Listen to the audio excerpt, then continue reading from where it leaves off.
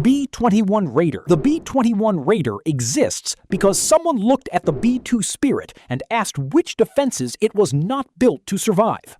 The answer was the integrated air defense networks that Russia and China spent 3 decades constructing in direct response to the B-2's existence. First flown in November 2023, the B-21 is a next-generation stealth bomber whose full specifications remain classified.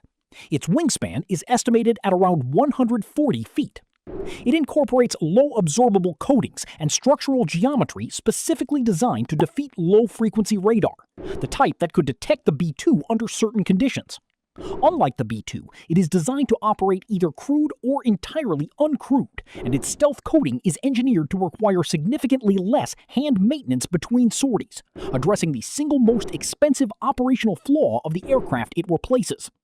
The Air Force plans to acquire at least 100 aircraft. That is 5 times the entire B-2 fleet, designed for long-range precision strikes inside the most heavily defended airspace on Earth. The B-21 is built specifically for the environments that near-peer adversaries constructed to counter stealth penetration. The B-21 was built for the defenses the B-2 forced its adversaries to create. MQ-9 Reaper, where every other aircraft on this list is measured in wingspan, payload tonnage, or ceiling altitude. The MQ-9 Reaper is measured in something entirely different. Hours of unbroken surveillance over a single target without anyone on board. With a 66-foot wingspan and a single turboprop engine, the Reaper is the smallest aircraft on this list, but it carries 3,750 pounds of precision munitions, Hellfire missiles, and laser-guided bombs, and can remain airborne for up to 27 hours without refueling. Its operators sit in climate-controlled ground control stations, thousands of miles from the target, simultaneously managing multiple sensor feeds, weapon systems, and communication links. A single ground crew can, in theory, manage more than 1 aircraft at a time.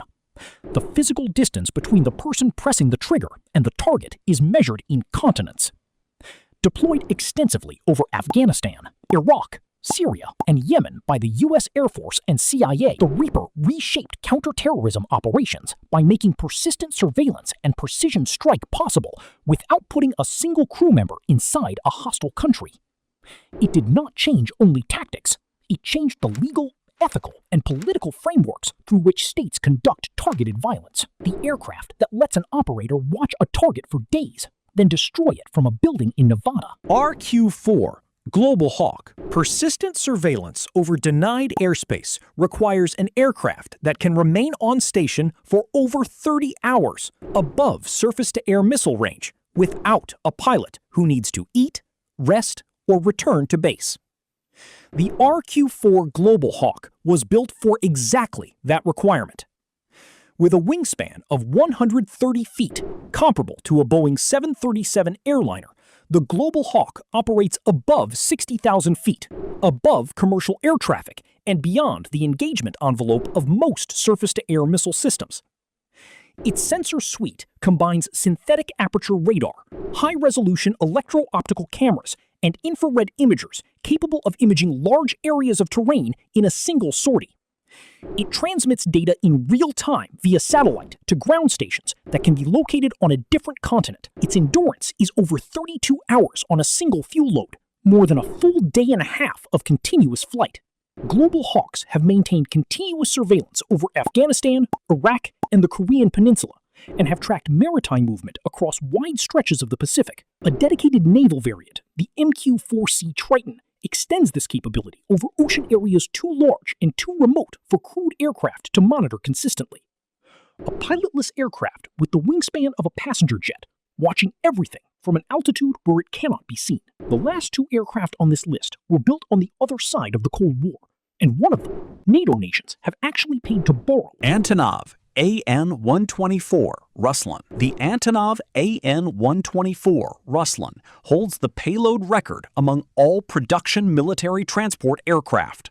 Its maximum payload is 330,000 pounds, equivalent to lifting 6 fully loaded articulated semi-trucks simultaneously at 35,000 feet across intercontinental distances. Built in the Soviet Union and entering service in 1986, the AN-124 has a wingspan of 240 feet, wider than any Western military transport ever produced. 4 turbofan engines give it a range exceeding 3,000 miles fully loaded. Its pressurized cargo hold is reinforced to carry crawler-tracked armored vehicles that would destroy an ordinary aircraft floor, and the hold is large enough to swallow a complete disassembled attack helicopter with rotors removed. Both the swing-up nose and the rear ramp open simultaneously for drive-through loading. The AN-225 Mriya, which shares the same design lineage, is technically larger, but was a one-off civilian cargo aircraft. The AN-124 is the largest aircraft ever built for and regularly operated in a military role. The Russian Air Force operates it as its primary strategic heavy-lift aircraft. NATO countries have commercially chartered it to move military equipment too large for Western transports, producing the unusual reality of American and European military hardware traveling inside a Russian-designed airframe, the aircraft that NATO nations have chartered from their strategic adversary when nothing else was large enough. The final aircraft on this list was the most capable machine the United States ever built, and it was canceled before a single weapon was dropped. North American XB-70 Valkyrie. 2 were built.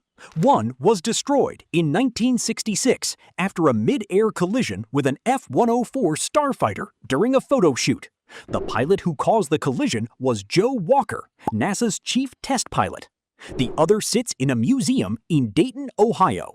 The North American XB-70 Valkyrie is the most extreme aircraft the United States ever attempted to field as a bomber, and it never entered service. Designed in the late 1950s to cruise at Mach 3 above 70,000 feet, 3 times the speed of sound at an altitude no interceptor of the era could reliably reach, the XB-70 had a wingspan of 105 feet and a length of 186 feet. 6 General Electric engines produced a combined 168,000 pounds of thrust with afterburner. To maintain stability at Mach 3, its wingtips folded downward in flight, trapping the aircraft's own shockwave beneath the delta wing to generate lift. This technique is called compression lift. The XB-70 was the only aircraft ever to use it operationally. Its existence so alarmed the Soviet Union that it directly triggered the development of the MiG-25 Foxbat interceptor. The program was canceled in 1961 when surface-to-air missiles rendered high-altitude penetration strategies obsolete. The 2 prototypes flew as NASA supersonic research aircraft, logging data that shaped the B-1 bomber program, the American SST, and, via espionage, the Soviet Tu-144 supersonic airliner. So, which war aircraft shocked you the most? Let us know in the comments. And if you like this video, please hit subscribe.